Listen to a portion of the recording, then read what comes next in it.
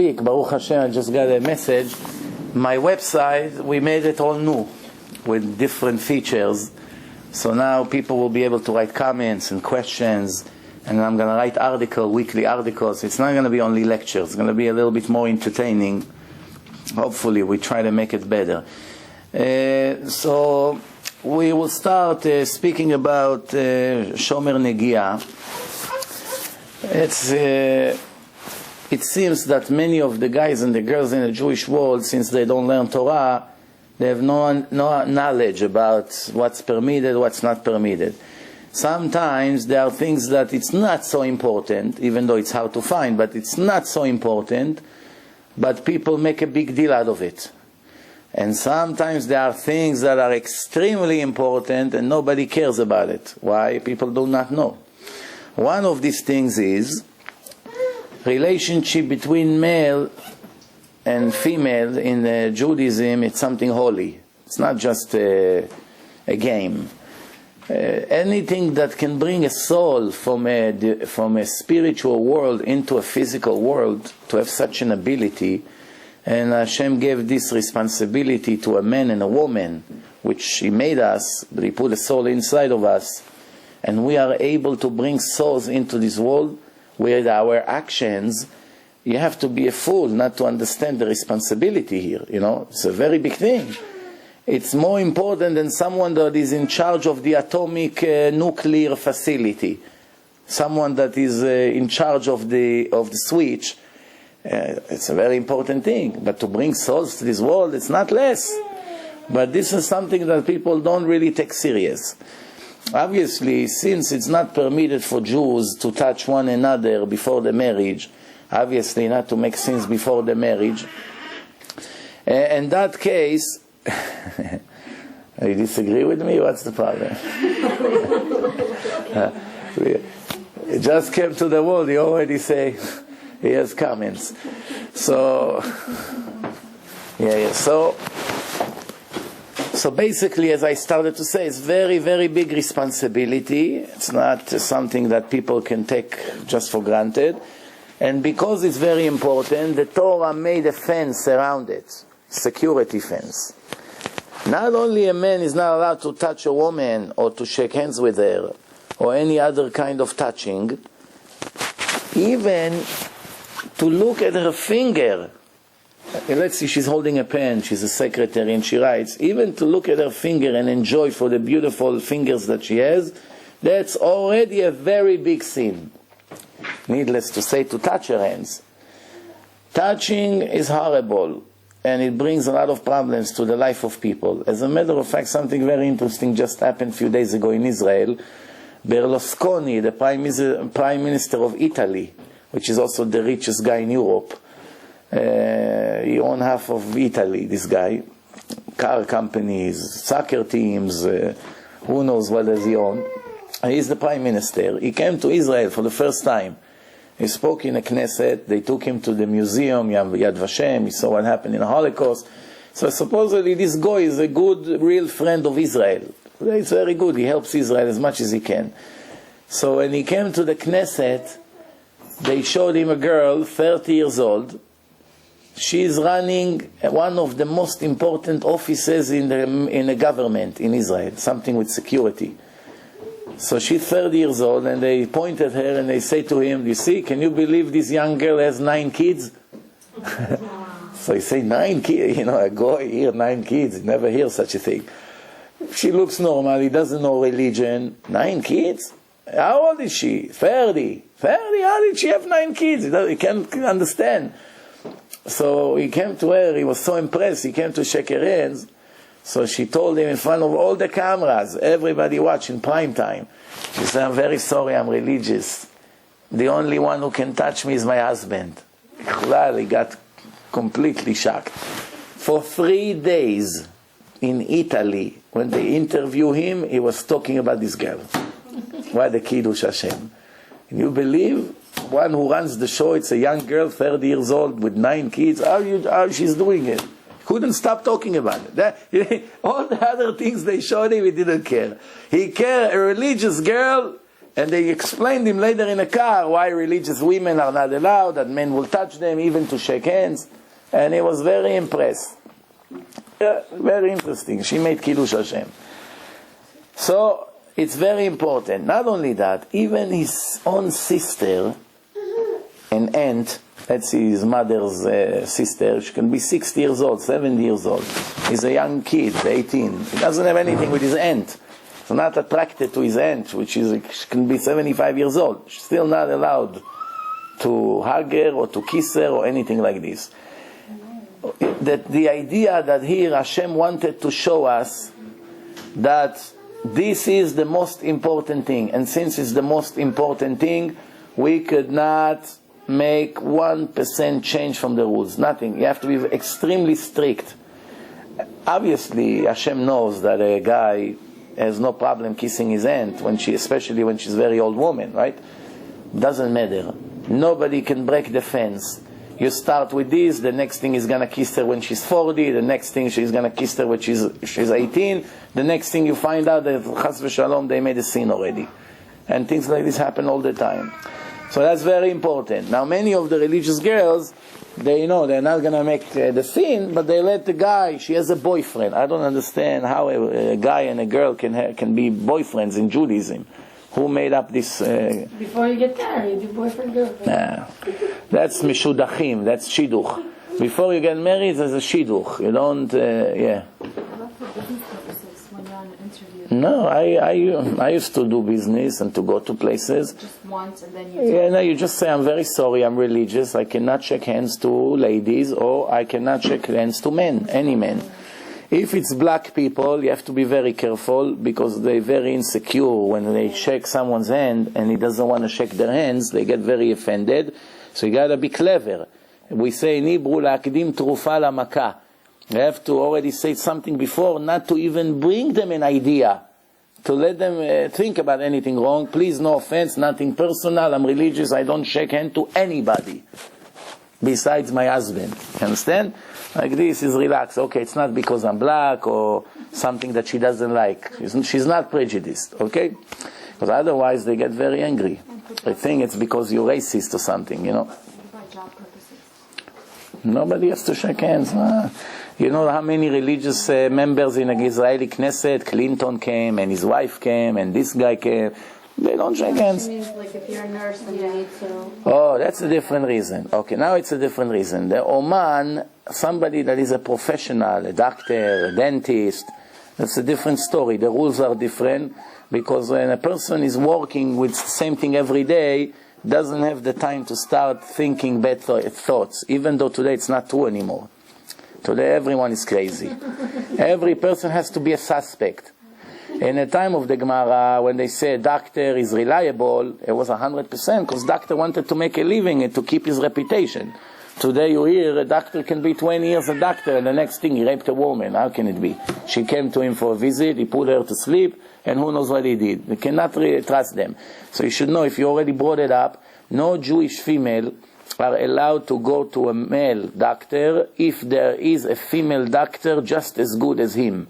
Which means, if there is a dentist woman that she's just as good, not allowed to go to a dentist man to hold your face and this like that, and to smell your breath. No, it's not sanua. Because today the people are not clean like it used to be 2,000 years ago. So if there is a female dentist, what's the problem? She can do it. Even if they're frum. Frum sometimes are more dangerous than not frum, because they have bigger yetzer hara. The biggest, the higher the level of the person, more yetzer hara he has. You understand? Sometimes not from people, since they're making sins every hour with the ladies, so it's even less dangerous than someone who didn't touch a woman for 5 years until he's going to get married. And she can't. There's one righteous dentist here, and he just got married in his 40s. But for about 10 years, he was taking care of all the guys from the yeshiva for free.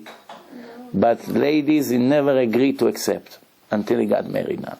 Now he got married, the Gemara says, yesh lo pat besalo. It's like someone who has bread in his basket. Because he's not so anxious, because he has a wife, you know. But a single religious guy is waiting to get married, holding himself not to make sins, and a woman come and lay there on a bed, what do you expect? You ever think that it's possible they won't think something bad? So that's definitely not good. Now, if there is no good doctor as this one, then it's permitted. For instance, a gynecologist, right? If there is a woman, she knows what she's doing, it's an ordinary thing. What permission a woman has to go to a man to touch her? What permission? Go to a woman. Sometimes the excuse of the religious girls is, but for women everybody wants to go and you have to wait 3 months online. So make the appointment 4 months before. I think that if I was a religious woman, I would die and not let a man touch me, no matter what happened. Even if it will be emergency, I just can't think that it's possible to go to a Jew or non-Jew or a goy to let a man touch her. That's my opinion. Maybe I'm wrong, maybe I'm fanatic, I don't know. I think it would be crazy. I couldn't sleep months after, knowing that one Guido touched me in the office. So what if he has a degree from medical school? Do you think he's any better from the guy from the criminal drug dealer from the neighborhood with his dirty mind? No. They watch the same dirt, they think the same dirt, they go to the same movies, they watch the same, everything the same by them. Just this one has a nice tie. And the other one, his jeans is all the way down when he walk. That's the difference. No difference. Okay, so now, like I said, if it's a matter of health, then it's important. It's an emergency. There's nothing you can do. Okay, same thing if a woman is drowning in a lake, and obviously a man is passing by, is very religious, and he see a woman is passing by, he's running around to look for a woman to save her. That's a murderer, that's a fool. What happened? He has to jump and get her out of the water. So what if he's not sanua? It's a life risk. In that case, the Torah says it's permitted. But only to take her to a safety, nothing else. Save their life, let the other people do the rest. There are rules. The more you learn, the more you know what's permitted, what's not permitted. So all these ideas of I have a boyfriend and girlfriend, Rabbi, don't worry, we're not making any sins until we get married. I have a couple, she's 17 and he's 18, boyfriend and girlfriend. Religious, coming to lecture, listening to lectures, trying to do the right thing. The other day the guy sends me an email, what books you recommend me to buy, to learn, trying to be good. I say to them, are you ready to get married now? Because if not, what permission you have to be together? How long are you going to be together without making sins? 6 years, 5 years until you be 23 to get married? What's this nonsense? With all the disappointment, you have to break it up. If it's not for serious, immediate plan, then there's no permission whatsoever to be together, not even to talk on the phone. The Gemara say, you probably heard it from me a few times before. It's always good to hear it again.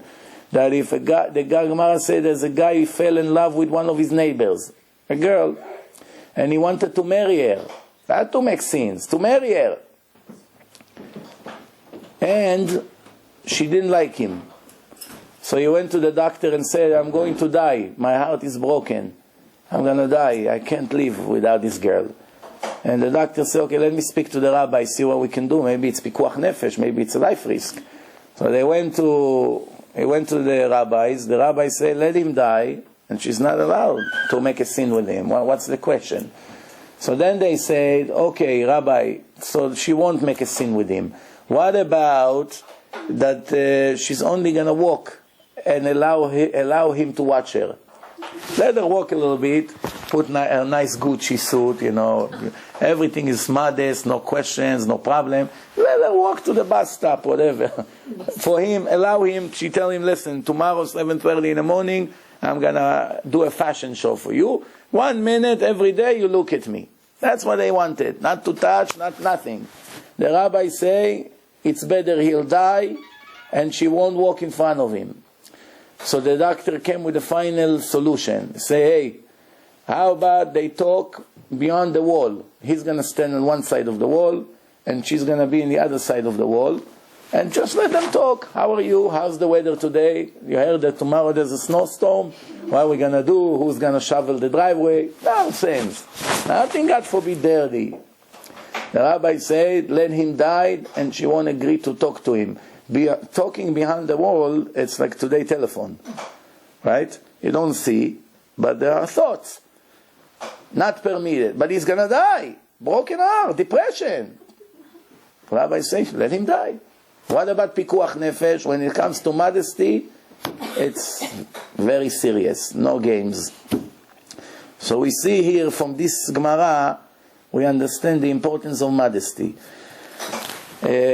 One of the most disappointing things is to be religious all your life, to be Shomer Negiyah, and then when you get married, to cover your hair, to dress with the dress and jackets and everything, and come to Shamayim and find out that you were very not modest. How's it possible? Oh, Hashem, what? I had a hat. I was wearing a skirt. Not every material is permitted to wear. All this lycra material that's stretched and attached to the body are not permitted. Also, shirts, even though a woman wear a jacket on top, but there's shirts that have written in the front, or flowers, or designs in the front, none of that is permitted, even if it's wide. Why? Because the eye of a person, anybody on the street, always automatically aim to things that are unique. So once there's writing, automatically the eyes goes there, no matter where it is. It can be on the stomach, it can be on the chest, it can be on the hands. Once there's writing or something unique about the shirt, or a clip, or a flower here that some ladies put, right away the eyes of a man goes there, even if he didn't plan. Before he realizes, he's already watching her. In non-modest places, that's why it's not modest, and it's breaking the rule. Also, some ladies, they wear sleeves that are short all the way to the elbow, as it should be. It should cover the elbows. Up to the elbow, this part of the hand of the woman, if she wants to bring the sleeves up, she's allowed, up to the elbow. The problem is that if she wear even short sleeves, but they are pretty long, what happens if she moves her hand a little bit, it goes all the way up. So it's not modest. Some of the skirts, when a woman try it in a store and she stands in front of the mirror, it covers the knees. And the halacha said that the skirt has to cover the knees all time. The problem is these ladies don't think that it's too close to the knee, and as soon as she sits, it goes all the way up by 4 or 5 inches. And all the knees are out. And it's a very big problem. She thinks she's religious in their clothes, but she's really not.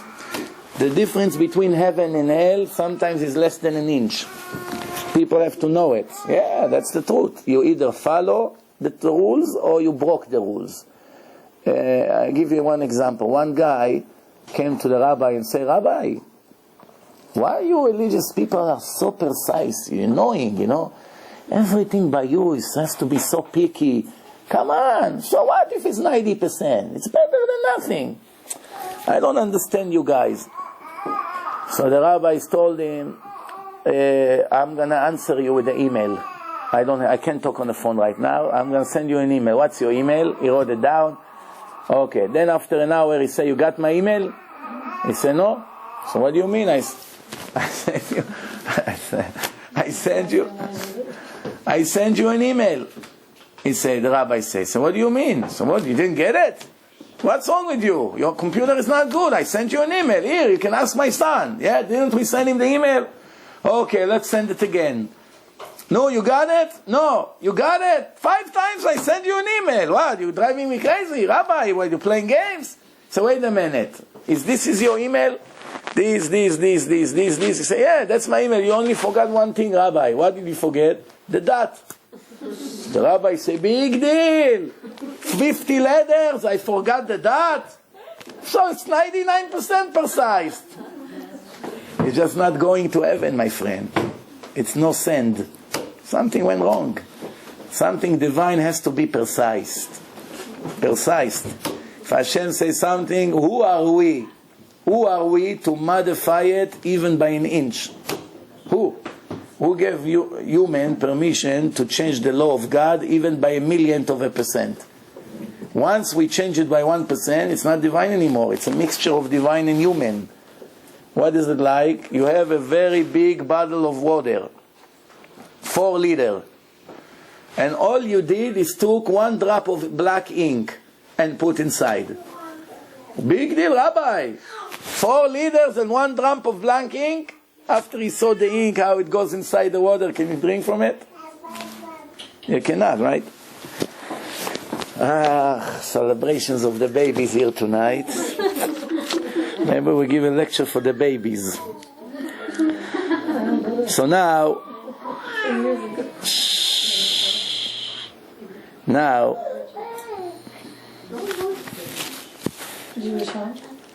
Can women buy a swimming suit, the religious one from Mount, what is it, Sinai? You know those a woman can even wear a bathing suit as long as she has a pool in her house and nobody's watching her swimming. Huh? Go to a public pool? Public pool? Yes, there are times, I know there's gyms with pool inside, indoor pools. They have times for women, time for men. Yeah, in Israel they have beaches, 1 day for men, 1 day for women. The problems in Israel that it's also only 95% kosher. Why? The lifeguard is a man. What is it like? What is it like? There are 2 problems there. The lifeguard is a man, and the guy who comes with his box with the ice cream, 2 for 10 shekel, is also a man. No, so what's the difference if there's 100 men there or 1 man that watch her like this? So that's one problem. The second problem is in the weddings. In the wedding, the most religious wedding, there is a huge problem. Why? The men dance in one side, the women dance in the other side. But some couples don't think about the worst. That when they invite the video guy is standing by the ladies and film them. First of all, it's very foolish to film the ladies. Why? Because even if you make a separate videotape for the ladies, it's guaranteed that men eventually will watch it. Either the boy of this woman, or the boy of that woman, or the husband of this one. They don't have female. They have female, of course. Companies have, not. Some companies have men and women. And if they don't have, don't use them. Tell them, I want a woman to film the ladies section. If you ask me, shouldn't film the ladies section to begin with. Like this. And if I would be you, I would never dare to dance in front of a video camera. Never. Never. Why? Because you have no control where your video gonna be. So you dance, you do all kinds of silly things in front of all your friends, and now somebody is gonna watch it tomorrow, somewhere. Isn't there something that says that even if you have a mechitza and there's separate, you did your job, and Rabbi. All right, let me ask you a question. If a woman did her job and she was with her husband in a closed room, and then there was a candy camera over there and somebody is now playing the video a year later, what is she going to say? I was a kosher wife. I was with my husband like Hashem said. But now somebody, an idiot, is watching it. What is it? It's not an answer. The answer is a woman has to be extremely careful. A woman that is really modest, she's modest because this is the right thing to do, not because she has no choice. Those ladies that are modest because they have no choice, they have a lot of shortcuts. One of the shortcuts is dancing in front of a camera. When the camera guys goes around, I'll dance a minute or two, no problem. He comes back with the camera, I don't want to dance in front of the camera. Also to take pictures. Are you comfortable that your pictures, hundreds of men will watch it in the next year, in this album and in this family? It's up to you. I know my wife didn't take pictures for 13, 14 years, not even one. What if for your family? Not once, not to talk about videos, not to talk about wigs. None of these things that the ladies do, she doesn't do. And she doesn't need me to tell her what to do. She knows what needs to be done and finished. You can be 95% modest. The 5% is a big problem. You still have a problem. Now maybe I'm talking in a high level for you. Yeah. No. But you have to know the truth. Don't you want to know the truth? So now you know, you have to get there one day. The faster, the better. What did you say? What do you have to say about Facebook? Facebook is very bad for religious people. Even though I have a Facebook, we only put lectures, 10 minutes. It's not that I have it. It's 10. We put, since people are already in Facebook, I might as well watch Torah lectures than watch all the dirt over there. But it's definitely, and it's recorded, definitely not for religious guys and girls. Definitely not. Why? As soon as you open it, there's all kinds of things not coming. We try to keep ours as clean as possible, you know. But you know, have no control of it. Have no control of it. No offense, but people use the excuse like, oh, but this rabbi is on it. What's wrong with it? Or that rabbi is on it. No, but again, rabbis also are in the internet, and internet is a very bad thing. You know, internet is a very bad thing. There's so much dirt in it. But there are some kosher websites.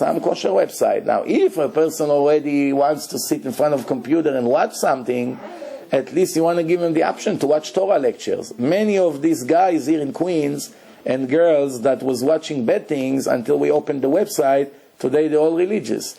Without the website, you know how many people would stay goyim until now? There are much more people become religious from the website than in reality.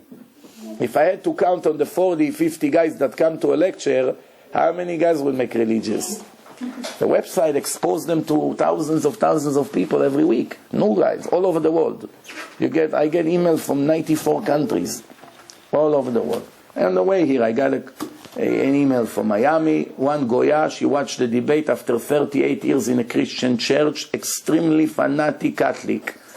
After the debate last night, she told me I can't even think about it anymore. All my life was a big mistake. So what do I do now? I'm used to aim to Hashem through JCPenney. It's automatically coming to me. All my prayers that I know by heart comes from the church. They're asking me, why you're not coming anymore?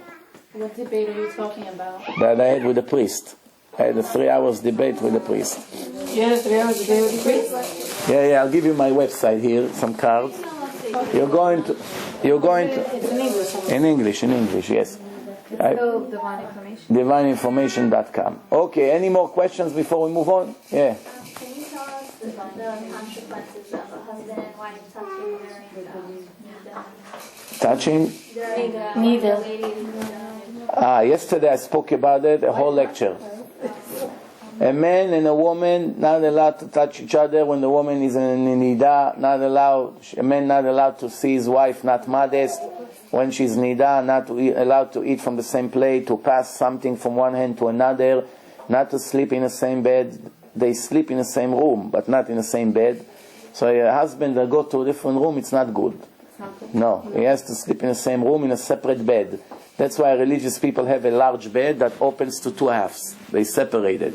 But it's very foolish to attach it and open it. Attach it and open it. It has to be separated all the time. Why? Well, when you have children, the children are going to ask you a question. Hey, how come this week the bed was like this? How come now you make... And they're going to start asking intimate questions, which you're going to be embarrassed to talk about, especially if they're young. Yes? How about covering your hair while you're in nidah in front of your husband? If a woman is not used to cover her hair in front of her husband, she doesn't have to do it in the time of nidah also. But it's not so clever not to cover the hair because there's always surprises. Somebody knocks on the door, He makes a bracha. or the kids, or when she needs to make a bracha. Who needs? Take it off, put it on. Yes. No, I heard you have to sleep. Yeah, so what? Some women were there. Some do, some don't. It's no problem. To sleep in because the kids come. The kids come in the middle of the night to the bed. It's not recommended for a woman to let her kids see her hair. The Gemara brings a story about Kimchit. I have enough from the kids, please. It's hard to concentrate. Why? Because I have to think in Hebrew. First I have to think what to say. Because I never have time to prepare a lecture. Never.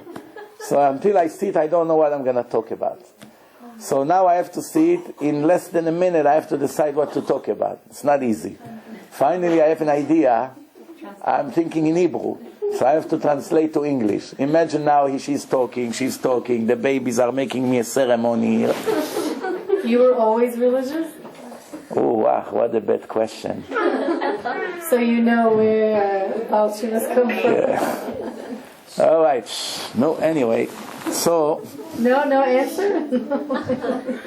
In Hebrew we say, Amevin Yavin. Translate. Some questions you don't need an answer. Once the person is silent, you know the answer. Like a man comes to his wife and says, "Are you cheating on me?"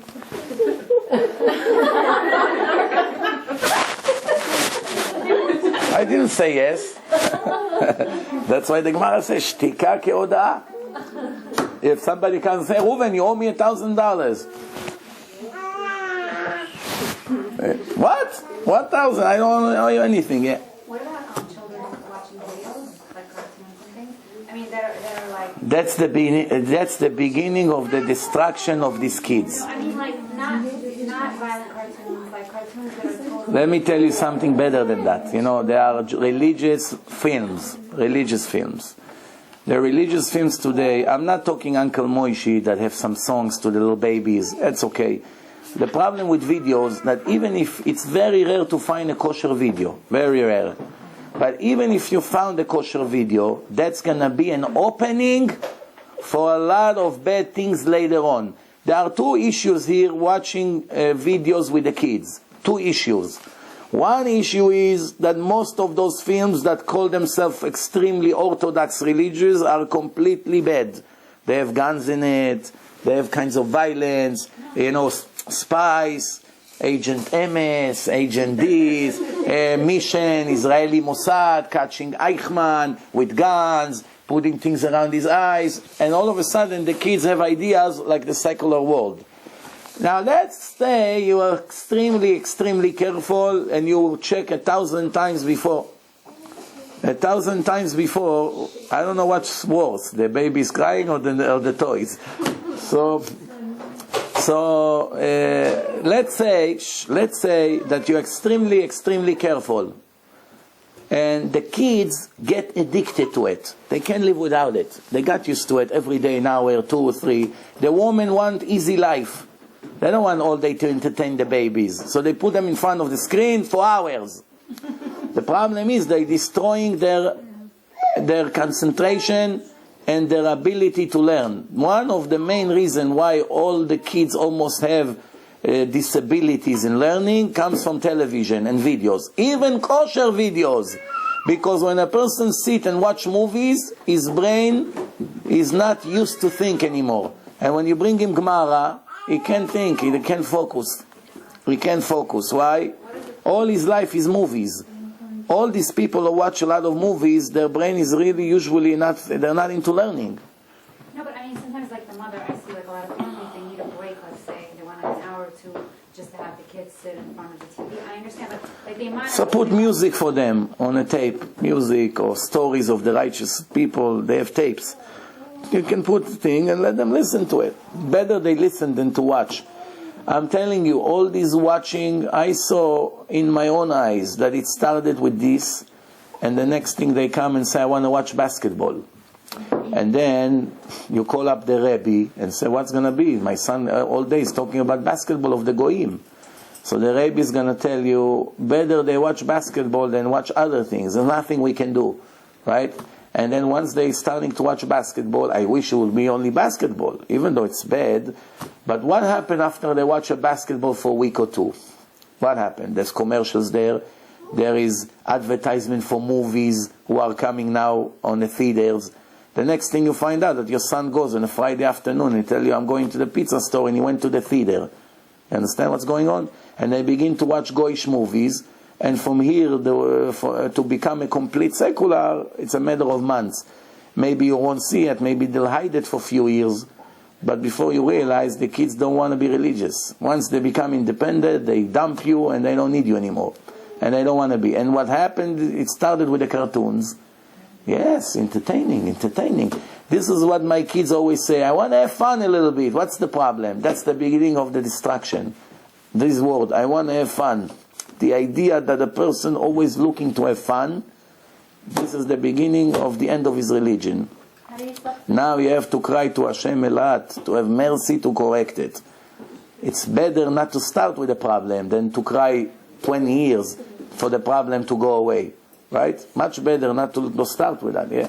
So if a child says, oh, I want to have fun on board, how do you substitute it for something like... You have to give the kids a lot of attention. You play with them, you can play with them. For instance, sometimes the kids, they want to play Monopoly, let's say. Here, 2-3 hours, you can sit and play with them. You can tell them, if you're going to learn very good, if you're going to get a good mark on your thing, I'm going to do this and this with you. The father can take the kid and play basketball with him in some school, to play a little bit sport, to take him to sit with him and eat pizza or things like this. It's good. It's build a relationship. Plus, it entertains the kids. If it's a wealthy family and they can afford to have one young guy in his 20s that can use some money and is righteous, to bring him over, to learn with them a little bit Mishnayot, help them with the homework, help them with the math, take them out, pay him by the hour, take them to the pizza store while you're there, give him musar, tell him what he's doing wrong, he's not respecting his parents. If they can afford it, in these days especially, that's a big, it's an obligation, because it helps a lot. Some families, those mentors that they bring to the kids, it's like a therapist. Be very careful if they tell you from school to use a therapist. Make sure that you're never ever going to use a therapist that is not extremely religious. Don't use a goy, don't use a secular Jew, and don't use a modern Orthodox Jew. Be very careful from them. They have ideas worse than the goyim sometimes. Like one of them told me, so what's the problem? So you're too religious, he says to me. Let your son watch the movie. What's going to happen? He tells me. These guys sometimes are worse than goyim, some of them. You got to be very careful. Some of them also, I give you an example. There was one girl, Shomer Shabbos, in a house that is mostly religious, and all of a sudden her parents send her to public school, and obviously can't expect any miracles to come out of there. So she met a Chinese-American guy full of tattoos from a DJ in some kind of horrible club, and now they, in love, fell in love. So now they're together. Now she rebels against her entire family. So one time, the parents are crushed completely. So one time, they call her up, where are you? Obviously she's with him. The parents sit and cry from morning to night. They can't function anymore. So now what happened is the uncle, which is also religious, one time called her, I think 2 or 3 o'clock at night, and asked, where are you? Where are you? She said, what do you mean? I'm home. The uncle, it's not the father. She said, why are you lying? I'm in front of your house and I don't see your car. 10 minutes later, the police came and arrested him for harassment. So when I went to speak to that girl, I said, how did you dare to send police? Okay, you hate your parents, you want to rebel against the family, but your uncle, that was always good to you all these years, he was worried about you at 2, 3 o'clock at night, you send him police? What did she say? She says it was the idea of the therapist. The therapist told me to call the police on him. You understand what ideas they give them? They also give them ideas to go to movies. They give them ideas to do other things. They give them ideas that you don't want to even dream about. You understand? I give you an example. Let's say the family is Shomer Chalav Israel. And this modern Orthodox is not Shomer Chalav Israel. He eat every OUD. Right? So since he doesn't care for himself, do you think he cares for the boy? So he give him a snack that is OUD. What happened? This religious boy that his father is very strict with him not to touch it, he see that the guy with the yarmulke eats it. What do you think he does the next day? Behind his parents' back, he begins to eat OUD. A month later, he got to eat pizza that is not kosher at all. That they bake it in the same oven with the pepperoni. Kids, they're not so smart, 7, 8, 10, 12 years old. What do you expect from them? These therapists can destroy your children. You got to be very careful. Only if the therapist is extremely religious, not modern, really religious, and you can see that he will direct them in a way of the Torah, it's worth to try. If not, it's better to take some rabbi and pay him good money to be a mentor of your children if they need. Hopefully they don't need it. Most kids do need it, especially in today's world, that the parents don't have time for them. Sometimes the kids listen to strangers, but they won't listen to their parents. If you beg them, tuck your shirt in. How many times I tell you, on purpose he doesn't do it. Why you always walk with your shirt outside? Why you make Birkat Hamazon without a hat? Why your yarmulke is always on the floor and you don't care? Things like this. Hundreds of times you say they don't care. But if somebody else that they respect will tell them that, then they listen. That's the nature of the thing. So sometimes I say it's better that you will take care of your friend kid, and he, if he's good, he can take care of your kids. You will achieve a lot more. Today we have to be very clever because every scenario is different than the other. There's no solid rules. I cannot write to you rules. Every kid is different. Some kids have no attraction to sport. You're lucky, because that's the beginning of all the problems. Sports, Super Bowl. Let me only watch this game. Please, 1 hour in your computer. 1 hour. This 1 hour become 2 and 3, and now they want every day, and you don't give it to them. They go to stores. He comes out of school. Somebody comes and tell you, I saw your son standing in a store, I don't know the name of this electronic store, for maybe half an hour in front of the television and watch television. You understand? What do you think will happen when he become 18? He's going to get his own television. And television is well known as an instrument that destroyed religion. Nobody can watch television and stay religious. It's not realistic, because you see so much dirt every minute there. It ruins the holiness of the person. The gossip, the jokes, the curses, the violence, the murders, the gunshots, the way people dress. It's affecting us in so many negative ways that we have no idea what's going on. Even 1 minute a day in an office already makes the damage. In the airport, you see it and they have the news. You think, big deal, I watch the news 5 minutes. Even this destroy you. You have no idea how much. Because these people, first of all, most of them are very wicked. It's wicked people, it's homosexuals, it's all kinds of psychos, it's kids that make sins with kids, old people who do all kinds of other things in the internet. You don't know the secrets about these people. And just by looking at them talk, they're affecting you negatively. You understand? So that's why there's so much problems today. Religious families have a lot of problems, like never before. 20 years ago, half of this problem were not exist. Today, the mission become harder and harder. You give your life for the kids and almost everyone fell. What's going on here? You got to be careful. If you think to be modern, you should know that you're going to pay a very heavy price with your children. All the modern Orthodox, almost with no exceptions, in 10 years, 15 years from now, their children will all become secular. Almost, all of them. One here and there you find kids that naturally are righteous. This is special soul, so they're not attractive to the other thing. They're not attracted. But you raise your children modern, you let them listen to the radio, you let them watch things on the television, you let them do this, you take them to the Yankees games, they see all these going smoke drugs in a stadium, and then don't expect in 10 years that this guy will sit and learn Gemara and become a holy person. You can't put them in a box and they don't know anything. First of all, you're right. If you live in Queens, you have a serious problem because you cannot lock your kids in a house. As soon as they walk through the door, maybe not in this neighborhood, it's more quiet, but if you live in Main Street, Rigo Park, Queens Boulevard, as soon as the kid walk out of their home, it's hell. It's hell on the street. What he sees there, drugs, sticks, cigarettes, tattoos, all this going with their music. Eventually they're going to be adults and they're going to know Right. But you have to know one thing. If you feed them when they're young with these things, it's worse than when they find out when they're 18. There's a lot of people that I know and that I hear about, they grow up in from religious families and then they get 15, 16, 17 and they start wondering. All their life went to Shiva and all this, and then they start wondering what's the... No, that's what I said, because these kids, it started way before, when they were 6 already. It's just cooking over the years. The kid is waiting for the time he will become independent. Then you know the truth. You know, sometimes you can live with a kid for years in a house. You have to be very sharp to see that this kid is really not religious anymore. Yes, he has tzitzit, he has yarmulke, he's pretending that he's keeping everything, but he's waiting for the first opportunity that he will become independent. Let's say he's going to find a job or something, then you find out the truth. But then it's going to be too late. That's why I'm saying you have to know very well where you live. That's one of the problems.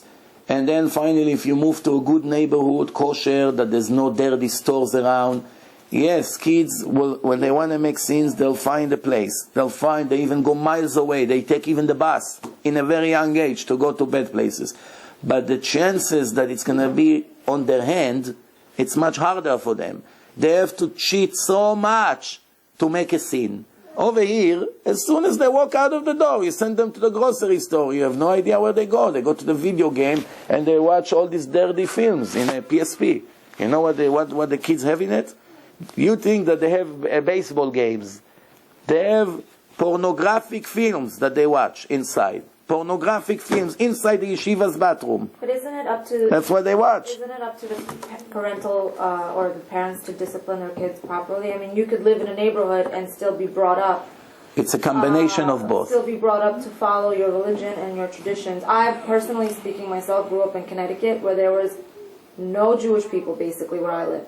All Christians, all Catholics, and we grew up with very strong cultural rules and religious rules. And you went to public school? I did. And you can swear today that it didn't affect your thinking in life? And I'm not as religious or as observant as these girls are. So, I definitely am not. It's not because of public school or not. It's just I didn't come from a family like that. But at the same time, I had the opportunities from my parents to learn more, and they instilled Shabbat, kosher, holidays, and we lived in a non-Jewish neighborhood. Okay, where to find kosher it was something we would have to drive to New York to get our meat or get our bread, everything. So fine. First of all, it's a combination. The parents can do everything right, and God forbid the kid will learn bad things out there. Even inside the yeshiva, they can meet one bad guy from a bad family and they destroy them. That's why the parents today have to be spies. They have to check if the kids have cell phone. They go and buy a cell phone by Walmart for $20 prepaid, and the next thing they have internet access. They have all kinds of things, and you have no idea what they're doing, and you have no idea what they can do through the phone. What website they can go through the phone. That's one problem.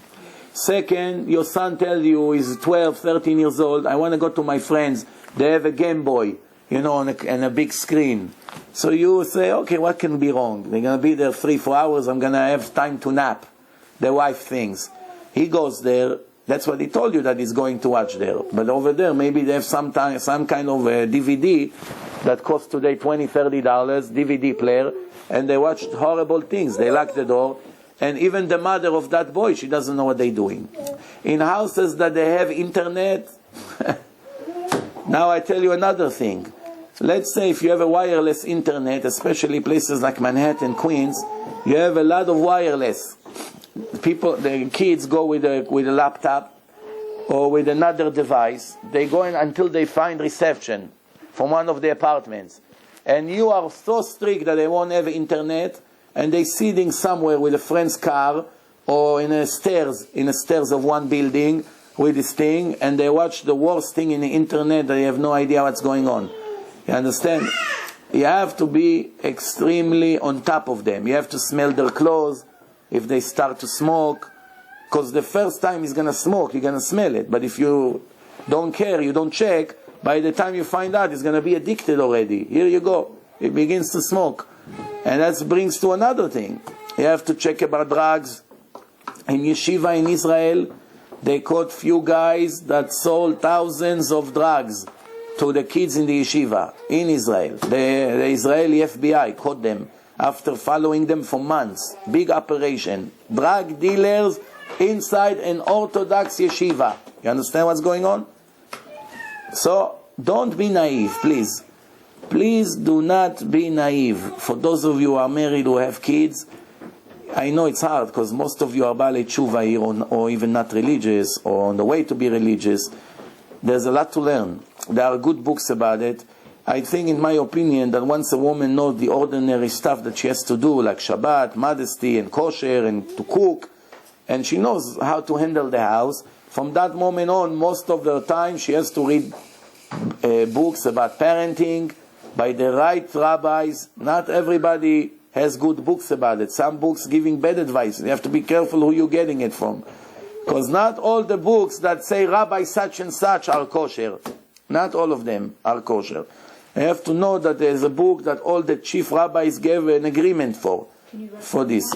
Yeah, there's few good books. If you want, I give you a list. I have a whole list of books like this, yes. What about listen to 10 a.m. in the morning for the news?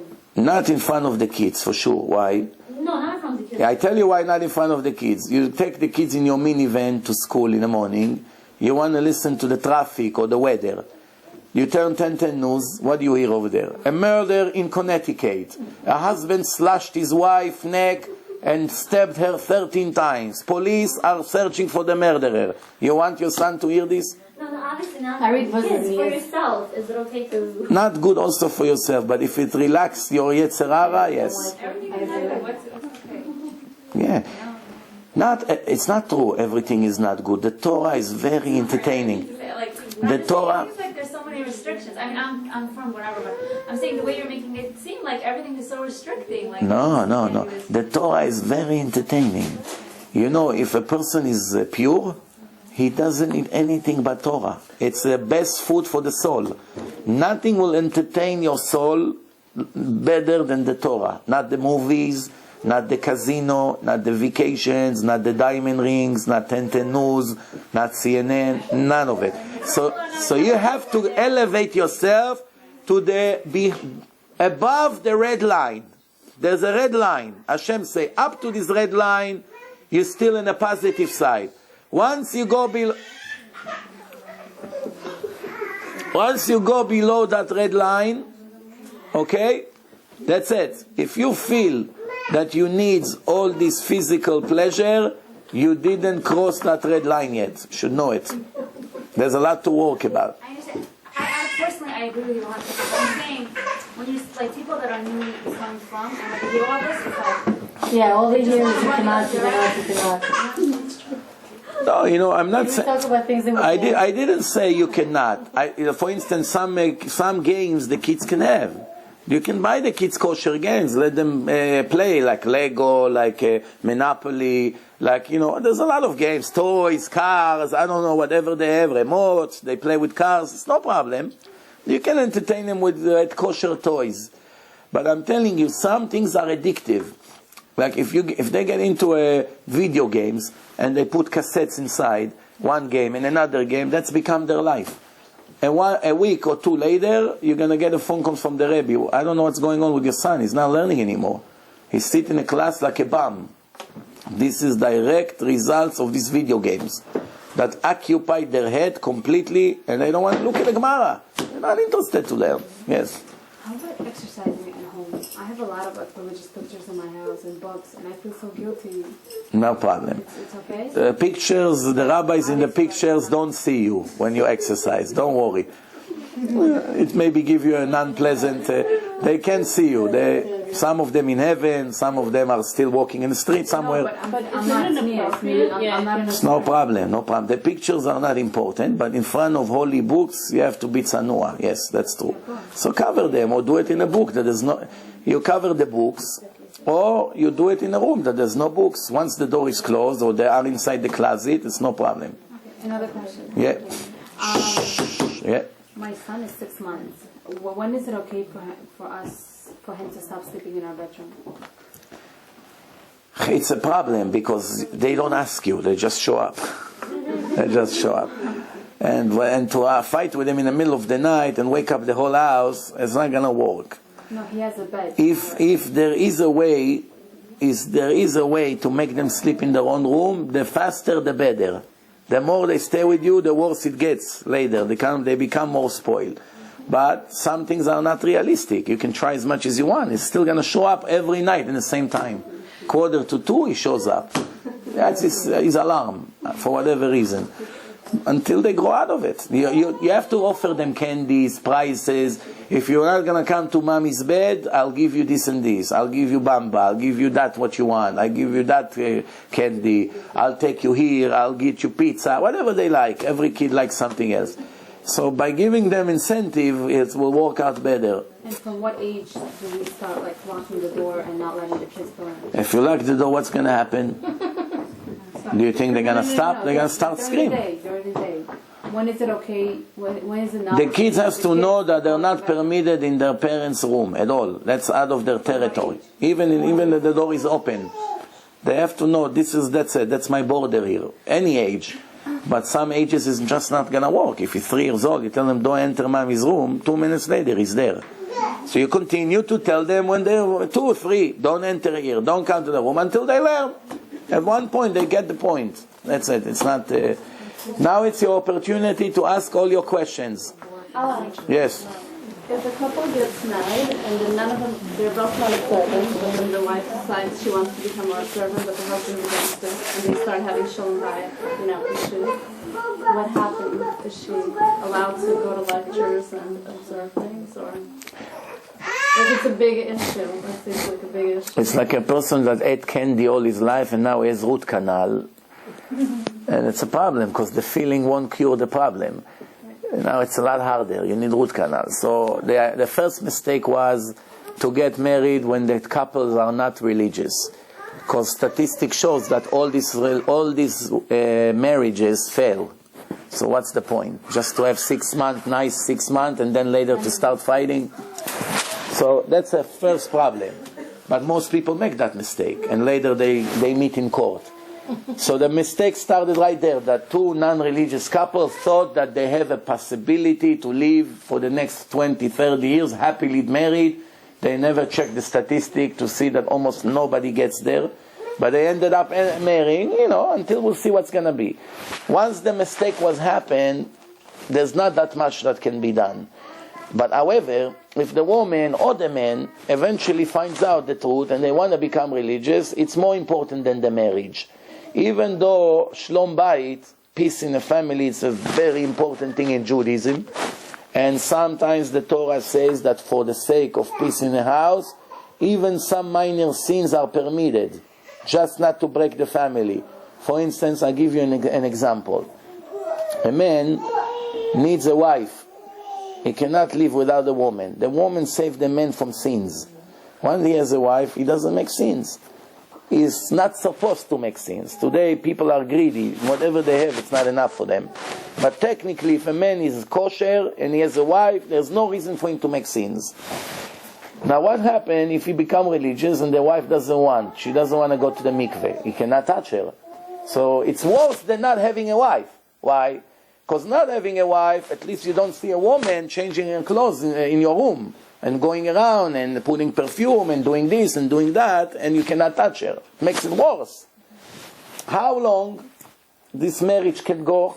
Really, technically, it should end it in a week or 2, because there's no point. You want to become religious? Yes. If not, I have to divorce you. I cannot be with you. The rabbis stretch it up to 2 years in average. Marriage like this, the man is going crazy. 2 years he cannot touch his wife.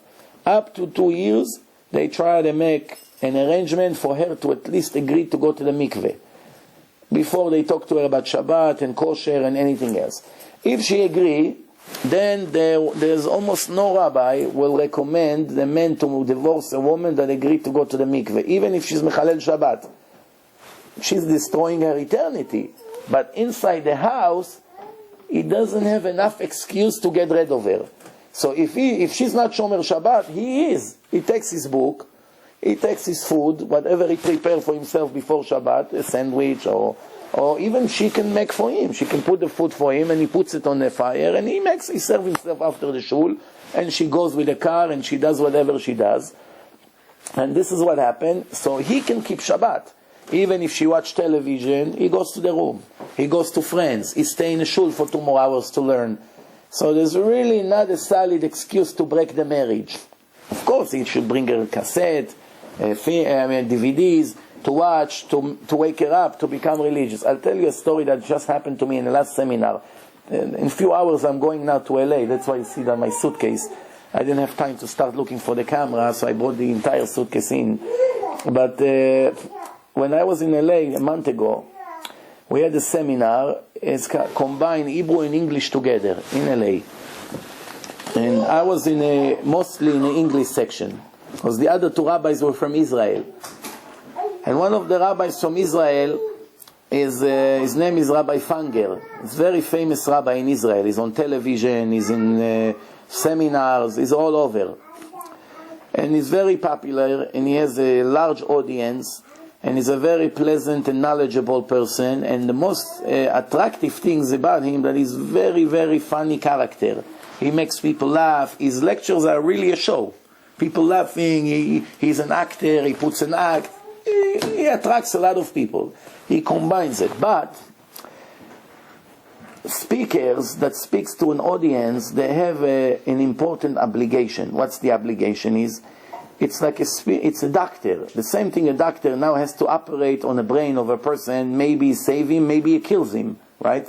A doctor is a big responsibility.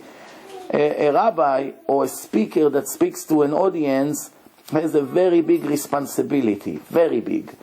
To be 2 hours with people in a room and not to wake up their conscience is a very, very bad thing to do. You better not to give lectures, even if you entertain the people, even if the people laugh, even if everybody loved the brilliant lecture that you gave, and if you did not wake them up to make tshuva, it would be better off for you not to give lectures. Why? You failed in your obligation. Why? The idea, God says in the Torah, Hashem says, Ocheach tochiach et amitecha. When secular Jews agree to come to hear the word of God, finally, you are sitting in front of them, you have an opportunity to wake them up, and you don't. Big responsibility. So I told him, I sat with him in a lunch, and I told him, and I'm telling you names, you can confirm it with him. I like to say name, because then the people say, he's making up a story. Like this, it can be checked. So I told him, Rav Yitzchak, can I make a suggestion? He said, yeah, go ahead. You know, with friends, we did many seminars together in different places, in New York, in LA, in other places.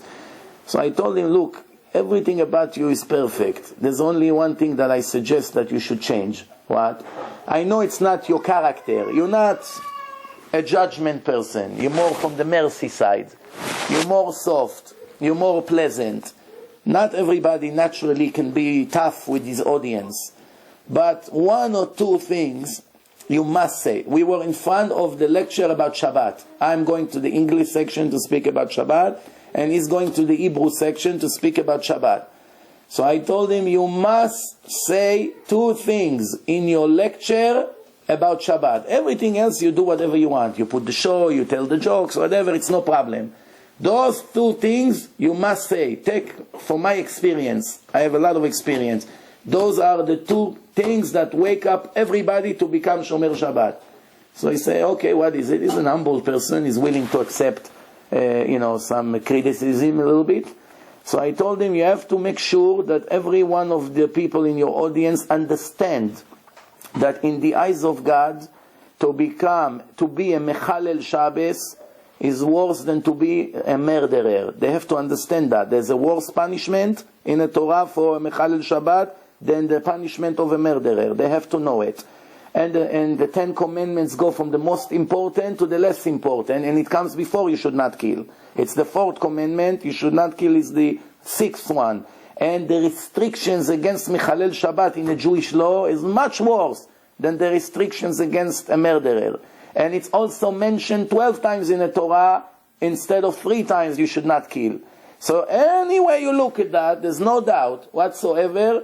And the second thing, you have to make sure that they understand that a Jew that is not Shomer Shabbat cut himself with his own hands out of Judaism and out of the next life of eternity. He has no share to the world to come. Those 2 things you must say in a lecture. If not, you're wasting your time. That's my opinion. He looks at me, he's thinking, okay, I'm taking your advice. That's it. An hour later, we gave the lectures. Listen to the story, you see the hand of Hashem mamash clearly. We give the lecture. He gave his lecture in his room, I gave my lecture in a different part of the hotel. At night, there was Motzei Shabbat, Saturday night. Saturday night, there was an entertaining, a singer, a show. The guy is playing music, he's singing songs, everybody is happy. And they give the microphone to the people. This is already 3 days into the seminar. It started from Thursday, Friday, and Saturday. 3 days. Even though we have another day in the seminar, which is Sunday night, they started to give the microphone to people to tell the audience what do they think about the seminar. How did the seminar affected them? So there was one woman there, one fancy woman, which married to a man, and there's a couple that lives in LA, And the husband is Shomer Shabbat for a few years, and the wife is not. He is Shomer Shabbat, she's not. Every Shabbat she takes the car, go to friends, shopping, he's keeping Shabbat. He goes to shul, he comes home, he's alone, he's keeping Shabbat. Of course, he's anxious that his wife will be Shomer Shabbat. They gave her the microphone, she got up, she doesn't know anything that I spoke to Rabbi Fanger, nothing whatsoever. She doesn't know that she doesn't know the advice that I gave him, she doesn't know any of that. So what happened is, she say, I want to say something about myself, she said. She's holding the microphone. So she said, you know, for years, my father is Shomer Shabbat and my husband is Shomer Shabbat. For years, my husband and my father, Shabbat, Shabbat, darling, keep Shabbat, only this, keep Shabbat. And I say, yeah, and nothing else. I go here, I go there. So, once, I went today to the lecture, and believe me, I heard a lot of lectures, even about Shabbat. Nothing helped. But two things that Rabbi Fanger said today in his lecture shocked me. And now I'm accepting on myself to be fully Shomer Shabbat. What are the two things? That Mechalel Shabbat in the eyes of God is worse than a murderer, and he has no share to the life of eternity. I cannot risk such a thing. He looks at me shocked, froze like this. I look at him, smile. I say, what do you have to say now? I say, psh, kacha, like this. Psh. You know what does it mean, psh, in Hebrew? I have no words. Psh. Like this. I'm telling you, maybe a minute, like this. I say, no, Hashem came and served to you in your hands. If you don't wake up the conscience of the Jews, they'll sleep for 1,000 years. Every day they'll go to lecture, and they die goyim. Every day. You must wake up the people, even if you have 15 people coming. It's better to save half of these 15 than to speak to 500 and then going back to sleep with Christine. They're waiting for him in the apartment. What if they get turned off and then they never want to be? I have news for you. Very big news for you. You can only turn off someone that is on. Someone that is off, you cannot turn him more off. All these people that are coming to lecture 20 years and never change, do not put tefillin, do not eat kosher, do not keep Shabbat, they're worse than dead. What off? What off? Their soul is frozen. It's nothing. What can be worse? What? That they curse God? They're already doing it with their actions. What can be worse? That they curse the speaker? It's really hard for people to concentrate our religion with everything that we have. You know, with all the new accessories that people have, it's really hard for people. The Yetzer Hara, it's true that the Yetzer Hara is advanced. He's also becoming more and more modern. He has new techniques to fool us. It's a war. It's a war against the Yetzer Hara. What do you think life is? It's a test. Today, the technology that we have helps us a lot to learn Torah. You know how many people become religious thanks to this technology, to laptops, to videos. Look, TorahAnyTime, divine information. How many people learn Torah thanks to this? At the same time, people destroy their soul with the same instrument. Ele keneged ele bara Hashem. There always has to be a balance. Otherwise, there's no free choice. When people become very wealthy, they forget now. Wealth is cancer. Wealth is a spiritual cancer. It's a fact that the wealthier the person becomes, statistics shows that they forget Hashem. The Torah say it. I didn't. Wealthy religious people. Yeah, there are wealthy religious people. The question is how religious they are. And if you find a millionaire that is religious and is Shomer Shabbos, you should know that if this guy wasn't rich, he would be a lot more religious. That's the statistic. There's every rule has an exception to the rule. Some people, because they are rich, they are very religious. Because they are very grateful in their nature. Once God gave them a few $1 million, they're so grateful to Him, so they are embarrassed to disappoint Him after what you did for me. But most people are ungrateful. They don't appreciate anything. You know, I give you an example. There's an accident. A guy had an accident and he broke his 2 legs. Tragedy, right? Now, there are 2 Jews who look at the case. One of them say, bad luck. Why did it have to happen? Why? God, why are you doing this to me? Complain all week. The other one that broke his legs, what does he say? God, I thank you so much. You saved my life. What a miracle. I should have died. I see what you did for me. Wow, I only got with minor injuries. Big deal. I have a cast for 6 months. I get out of it. Better to die? There's 2 ways to look at that. The guy that is grateful, he looks at his life just got saved. I owe Hashem so much for saving my life from this accident. So where do I have the nerve to complain? The ungrateful guy, what does he say? Why did it have to happen? Why? He doesn't care that his life got saved. He's complaining. This is the nation of Israel in the desert. As soon as the man stopped, they started to scream. Hey, I saved you in the last year from Egypt. I'm giving you everyday food. You have water. Why you? 5 minutes you already complain. He's starting to scream. What was the response of Hashem? What was the response of Hashem? He got very angry at them that they started to complain. Complainers, Hashem doesn't like. Hashem doesn't like people who complain. A person should always accept what Hashem gave him with understanding, with love. Thank you, Hashem. This is what you want me to have. I appreciate it. Could always be worse. Yes. Is it okay for husband and wife to have 2 separate rabbis? If the husband is okay with it. The ideal situation is that the rabbi of the husband will be also the rabbi of the wife. But eventually, sometimes, the husband and the wife have 2 different souls, and they operate completely different. And the husband will be attracted to that rabbi, and the wife completely attracted to a different style of rabbi. So if she will go with that rabbi, like she said, it will turn her more off than on. Or the other way around, if the husband will go with the rabbi, so sometimes you have to compromise, yes. But you should also know that if the husband has the opinion and the wife has an opinion, they have to go by the husband's opinion. You understand? Unless if it's a sin. If it's a sin, a woman doesn't have to listen to her husband. If he tells her, do this, don't worry about Nida, she saw blood or something, and he said, nah, it's nothing. 10 times he went to the rabbi, he was always kosher. Don't go now. Let's not waste time, or things like this.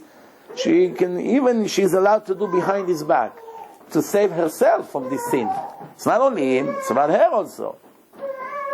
Also, they go to eat out. I know the lecture is good. It's working. Because the more noise they make, I understand that the Satan is going crazy. It's a rule. I sometimes go to lectures that are not so good, and I feel the kids sitting there like 7 years old adults. When they make noise non-stop, you know somebody here is making tshuva for sure. Is thinking, maybe I should become Shomer Shabbat. Yes? So let's say you're trying to speak to somebody about enhancing your sneaks or whatever it is, and someone says something like, okay, you have your beliefs and I have my beliefs. There's no need to amend and try to make them a different person. You know what I mean? Like, how do you answer somebody like that? No, you have to tell them like this. If the Torah is God's work, God's book, then I'm following it and you are going against it. You should know that according to this book, when we both died, I go to heaven and you go to a place that Auschwitz is a picnic compared to there. So I suggest you're going to learn the Torah and see if it's the work of God. And goodbye. If you don't have time to start arguing with every person, here is a website, go and see if the Torah is divine or not. Leave him alone. You don't have to sit all day and argue with him. Throw a bomb and disappear. That's the trick. Throw a bomb and disappear. Why? If he's a man of a truth, it would bother him. Hey, if she's right, I'm finished. If she's right, if the Torah is God's work, then I'm really going to pay the price. Some people don't care. Whatever happened, happened. Fine. There are people like this. They live in a lie. They live in a lie all their life. What can you do? We cannot have 100% success. We can't. We have to do our best. Yes. Yeah. We're all aware that we're supposed to have separate weddings, but how do you explain that to somebody, like your family? Well, you show them in the Torah that after the Bnei Israel came out of Egypt, they wanted to make a party and thank Hashem. Moshe and the men made a separate party, and Miriam, his sister, the prophet, with all the ladies, make a separate party, not together. Why? Because God cannot stand mixture between men and women in the same place. Even if they dress completely modest. Just the fact that they enter a room and mingle and mix around, it's already a big problem. And you have to know, getting married, it's a new start. It's a very good opportunity to erase the sins of all your life. If a bride and the groom are, let's say, 22, 23, right? So obviously from the bar mitzvah until now, there's 10 years of sins. Chilul Shabbat, Lashon Hara, non-kosher food, problems. There are a lot of sins, right? A lot of sins.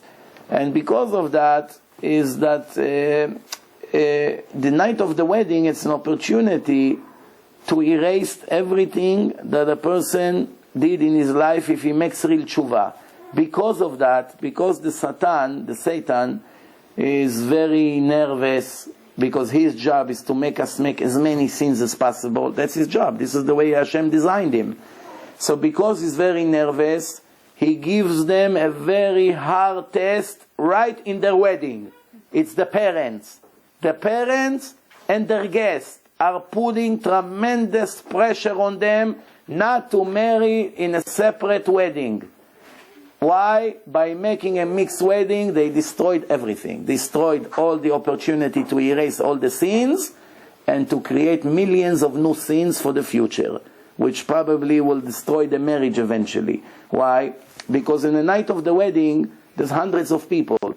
How many sins are being done, especially if there's alcohol and dancing together and exchanging telephone numbers, and this guy met this girl, and tomorrow they went on a movie, and they went here, and they went there, and who knows how many abortions will come from that night, and how much people will eat without kosher food. You know, there's a lot of things. This is all go to their account in the night of the wedding. They're responsible for everything. So what's better?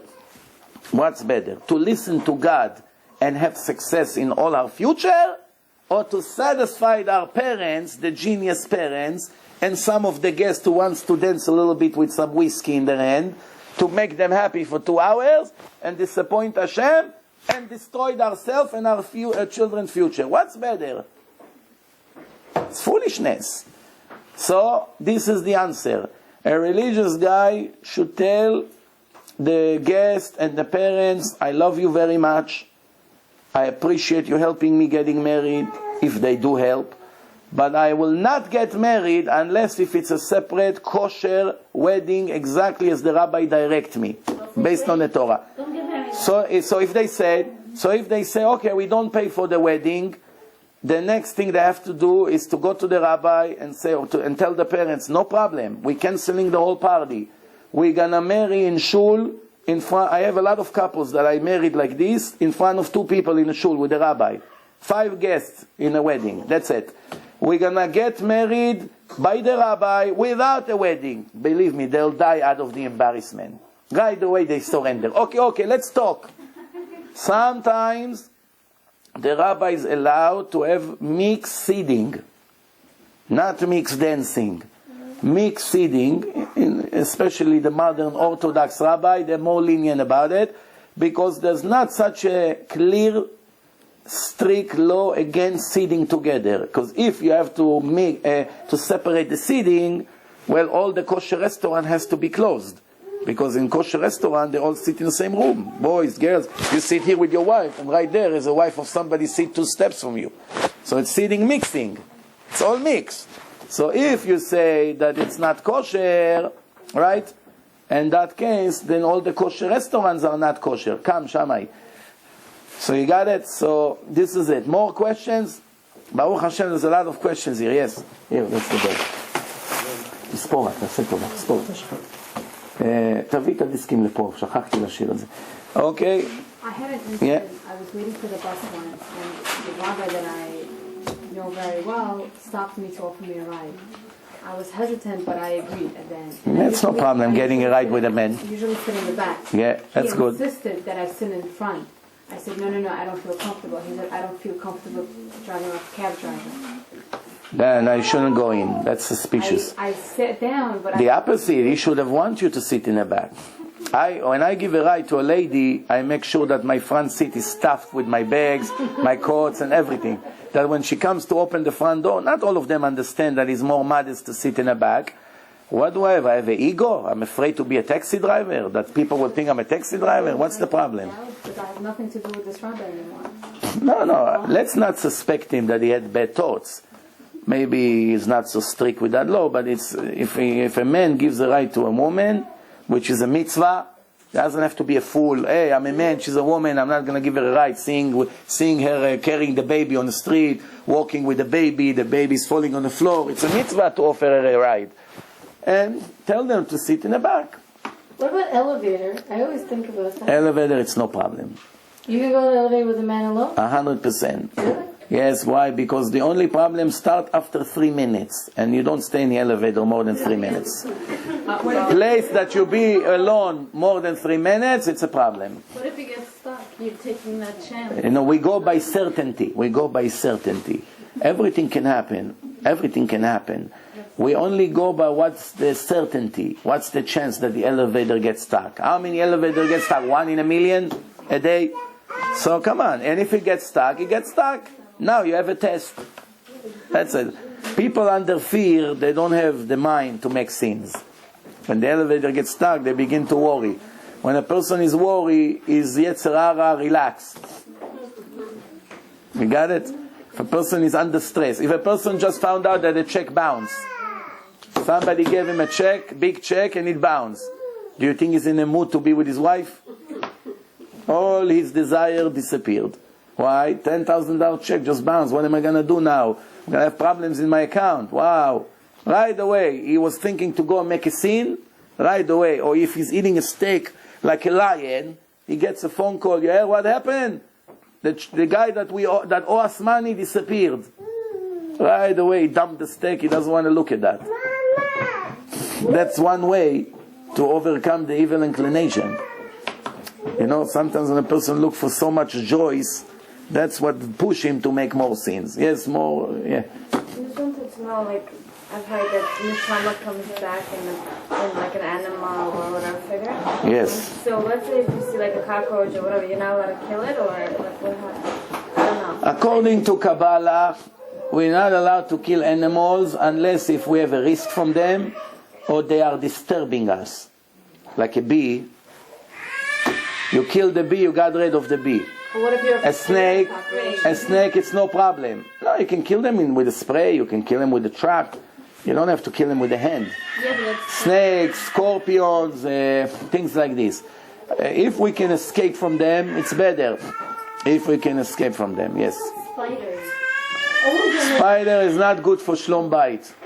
With the spiders, huh? Spiders you're allowed to kill, yes. Why? What about seven? Because they make this web and it's not good for shlom bait. What about four missiles and three layers? What about? You don't get a mayor for killing it? No, there's like 7 layers and 5 missiles. No. Okay, what else? Shh. Yeah. Speaking of Kabbalah now, is this complete truth to like having mirrors? And, like it's not good? Mirror, it's no problem. And even when people see Shiva, lo aleinu, Toda Shama. If people see Shiva, okay, most places they cover the mirror, but I saw really that there's no root for that custom. There's no root for that custom, and those who does it, they can continue to do it, but they don't have to. Yes. I listened to one of your shiurim one time. I think it was the demons. Shiurim. Yes, could be. Yeah, go ahead. Where you said what do you call them? The shadim, right? Yeah. So my daughter, she sleeps in a separate room. She's 2 years old. And I have a new mezuzah in her room. Well, it's not new anymore. I've been living it for like 3 months. You leave a little lights when they sleep. Very She small. always, sometimes in the middle of the night, she's crying and she's fighting with someone. Again? She's like crying and fighting with someone, like in her sleep, going no, and it really worries me because I always have a light on, in the hallway, and I leave the door open so she has a light. If they smile and you see it, you have to move them a little bit until they stop. If you can't, thank you. If you can't move them, what can you do? So you're not going to sit there all day and wait until they have to have a light on in the room? It's better to leave a little light, or in the summer you can open the window a little bit. But today the demons don't have the power they used to have. You have to understand how it works. When the world is very holy, then the negative side is also very strong. Because always there's a balance. When the world is not holy, then the demons and all the other negative things also lose their power. It get to such a level that I saw one rabbi claim that we don't even need netilat yadayim anymore. There's no ruach ra'ah. Because in the morning, because it says in the old days, people were holy. They wake up in the morning, that means after the soul was out of the body, now the soul entered the body, then you have a very bad spirit on your hand. But since today the soul is so contaminated, when it's in or out, it's really no different, then we don't even need. But then they agree that if you slept after Jewish midnight, you don't need netilat yadayim in the morning. Or you don't make a bracha, you can do without bracha. If you sleep after midnight, because the moment that the bad ruach, the bad spirit comes on a hand, it's exactly in the Jewish midnight, because things in the upper world change, the status from judgment to mercy, it changed. That's why some say that you're not supposed to read Tehillim after sunset, between sunset to midnight. Is it true? It's not true, you're allowed to. If a woman sit and speak gossip on the phone with her friends, she better read all the Tehillim. Yeah. If she feels lonely and her husband went to a shiur, let her sit and read Tehillim at any time. Tehillim is good. Yes. But when you say Vidur and Kriyat Shema, Yeah. I heard that I'm not sure, but Motzei Shabbos you're not supposed to say it. Is that true? You say Kriyat Shema on the bed. No, Vidur, the Vidur. Vidui? Well, On Shabbos you don't do it for sure, right? Shabbos for sure now. Yeah. But not on Motzei, it's fine to say on Motzei Shabbos? Well, you know what it is. Motzei Shabbos, there's still lights from Shabbos. Right. Still lights from Shabbos. But there are Motzei Shabbos, for instance, there are things that even though it's still a continuation in the way of Shabbos, that we do. So it's a machloket about it. If you don't want to say, you don't have to say. You know, I say, because I sleep very late, Motzei Shabbos. Anyway, it's after midnight, so it's no question. Yes, more questions? Before I tell you as a story or something? Huh? Yes, Wanna tell hear us a your story. wisdom. All right, a story. We still do wash our hands in the morning, right? Yeah, everybody watch. But if you sleep after 1 o'clock or after Jewish midnight, now Jewish midnight is 12:10. Jewish midnight is 12:10 right now. 12:10. No, Jewish midnight is changing. Depends, summer, winter. In the winter it goes as low as 11:20. And in the summer it goes as high as 1:05 after midnight. So this is Jewish midnight, depend. Now, right now in the calendar, you see it says Chatzot. It's 12:10 or 12:11. So which means if you sleep after that, in the morning you do netilah without bracha. Or if you went to a wedding, by the time you sleep after Jewish midnight, netilah in the morning without bracha. But if you sleep before, netilah with bracha. I just said before, there's one opinion that the world is so low spiritually compared to what it used to be. So the same thing that the holiness went down, the impurity also went down. So these negative effects that used to be like demons and all these things don't have the power anymore today, like they used to. And we see it's where did you ever hear that a person got damaged from a demon in this generation? In the time of the Gemara brings examples. The rabbi is right. The demons used to push people. They fall from places. Today we don't really see any. What about people have spirits in their house? Yeah. Spirits in the house exist. That's why you need good mezuzot, especially if you build your house from scratch, new construction. Then it's even more dangerous. Why? Because in the period of the few months that they build the place without mezuzot, they made the frames, they can go in and out easily. Because once there's mezuzot, they're afraid. If you buy a house from a Jew, there was always mezuzot there. And he's not allowed to take the mezuzot off until you put yours. You understand? And if for whatever reason you want to keep his mezuzot, you have to pay him for that. You cannot steal it from him. But he has to, supposedly he's lending you his mezuzot until you bring yours. The Gemara said that if a Jew leaves the house and takes the mezuzot away with him and another Jew move in, chas v'shalom, he bury his children in his lifetime. Why? If you don't care about the other family, why should I care about you? What if you're renting from a guy and when you move out, you don't know who's going to live there next? Renting from a goy could be that there are spirits in the house because there's no mezuzot there. If the goy had mezuzot there, some goyim have mezuzot from the previous tenant, they don't take it off. Goyim, some of the goyims are very clever. One time, my friend used to own vegetable gardens in Manhattan, vegetable places. He built them from nothing and he sold them for a lot of money. He opens it, in Manhattan. It's very, very cheap vegetable, fruit. And he sells all kinds of Israeli products in Manhattan, these vegetable markets. So one of them, he opened it up. He had 3 doors. So I gave him 3 mezuzot. He put it there. Then about a year and a half later, he calls me up. I sold the store to a Chinese guy. Go get the mezuzot out. I didn't take them off. I forgot. So on your way there, can you pass by the place? It was on Upper East Side, on the 78th and First Avenue.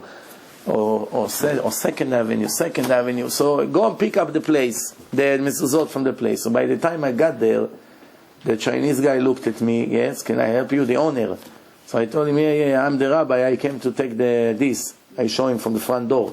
He said, no, why? Leave it. I say, well, what do you mean? It's belong to Meir, to Mike. He said, no, I'm also religious.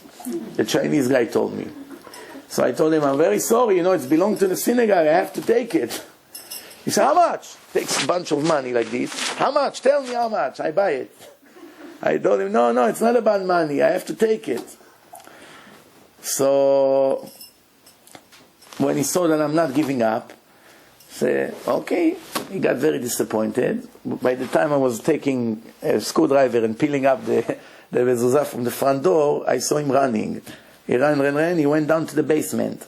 There is an office in the basement. So there's 2 doors. There's one front door, and then there's the door to the stairs that goes to the basement. Those 2 mezuzot I took out. By the time I went down to the office, I see there's no mezuzah. I see it standing over there. So where is this? I don't know. I wasn't here. He stole it.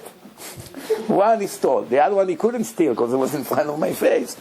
So you see, some goyim wants mezuzot. So if you come there, buy a house from a goy and he had mezuzot, there's no problem. If we didn't have, either way, when we move in, we make Chanukat Habayit. Chanukat Habayit. We invite people and we read special parts from the Torah that's speaking about opening a new home. And you serve food, people make brachot. You're starting in the right way. You understand? And then you put good kosher mezuzot. And from that moment on, there's nothing you can do. If there's still spirits in the house, there's nothing you can do. The spirits don't have permission to damage us, like some people think that if there's a spirit, it's going to choke me to death. That's maybe in the movies. But it's not pleasant to know that there's somebody who watch whatever you do in the house. Yeah. You don't know. I had one guy that came to my house from Jerusalem, and he was sitting in one of the rooms. He fell asleep on a couch. And then I came upstairs, I think it was 1 o'clock at night, and I saw him standing like he saw a ghost. So I told him, did you see him? I said, sir, did you see that man? He saw somebody. Maybe he did, maybe not, I don't know. Normal person. No. Sometimes there are, yeah. When you move from a house and you don't know who's going to move in there afterwards, you're not allowed to take your mezuzah down? Not allowed. If there's a chance the Jew comes there. If you live in a Goyish neighborhood and most likely a Goy come, you can take it. But if there's a chance the Jew comes there, you have to ask the landlord who's coming, who's taking it. If the house will stay empty for the next few months now, then you're allowed to take it. You're only not allowed to take it knowing there's a Jew who's coming or there's a very high chance that a Jew is coming. Like if you're in Main Street area, when all the apartments, almost all of them are Jews, or in Monsey, or in Bnei Brak, or in Jerusalem, then you're not allowed to take them until you know who comes. And when a person comes, you're allowed to call him and say, can you bring your mezuzot quick because I need mine? Okay, so I'll tell you a nice story. A Shatchan, a matchmaking, he sends the father of a girl to a yeshiva to check a guy for his daughter. So he say, I want you to go to this yeshiva, this is the name of the guy, go tell him that I sent you, and to see him, and tell me if you like him, then we will, let your daughter date him. So the guy came, it's a very big yeshiva. He asked the guys there, where is this guy? So they say, here, this is the guy. So he came, I'm this and this. The guy, is very polite. Yes, nice to meet you. I came to check you for my daughter, can we go to the room and talk?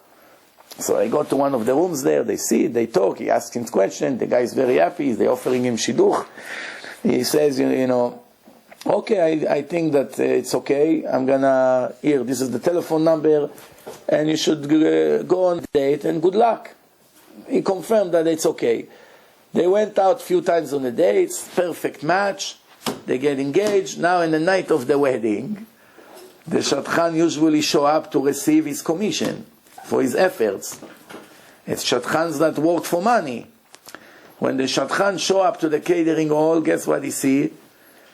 It's not the chatan, it's not the guy that he recommended. In that yeshiva, there were two guys with the same name. First and last name, same name. In Israel, it's common. You have a lot of Moshe Cohen. You can have 5 like this in one yeshiva. You can have Yitzchak Levi, 10 like this. It's common names. It's like Joe Smith. How many Joe Smith you have? Millions. So, the shadchan said, wow, that's not the guy. See them under the chuppah, lechaim, mazal tov. Now he's thinking, am I entitled to get my commission or not? What do you think? He deserves to get commission or not? It wouldn't have happened if you didn't suggest it. Even if it happened the wrong way. Still. All right. So he went to He went to ask the rabbi. He went to ask the rabbi. You know what you said now? That let's say you make a birthday party, and a guy and a girl came to your birthday party, and they met that night, and they got married. So now you say, well, I deserve to get a shidduch. Why? Without me, it would never happen without my birthday. It doesn't go that way. It's the same thing, you walk on the street and you can save someone's life not even knowing. Somebody looked at you in the last minute, because of that an accident was avoided. You never know. So you say, oh, you know what, if you knew, you owe me $1 million, I saved your life. It doesn't work that way. Only when a person intentionally came to work for something he deserved. Anyway, the rabbi told him you're not supposed to get. Why? Because in this life, you're only getting paid for your achievements. What you succeeded, you get paid. If you're a mechanic, you work 10 hours to fix the car and you didn't fix the problem, you don't deserve any money. But if you are working 2 minutes and you solve the problem, you told him the price, you got lucky. But in Olam Haba, in the next life, you are getting paid on your efforts, not on your achievements. How much you tried. That's the main reward. So if it would be according to the next life, which is the world of the truth, then you put in effort, you get paid, even if you fail. Hashem pays you. But in this life, I'm sorry, my friend. The rule is, you deliver, you get paid. You didn't, very bad. We feel sorry for you. So he's not entitled to get. There was one kibbutznik, his name is Eliyahu. A guy from the kibbutz, he grew up like a goy. He doesn't know anything. Slowly, the rabbi started to be in touch with him, and he said, you want religious people to buy animals from you, cows and sheep? He's a farmer. No problem. You have to get a certificate from the Rabbanut.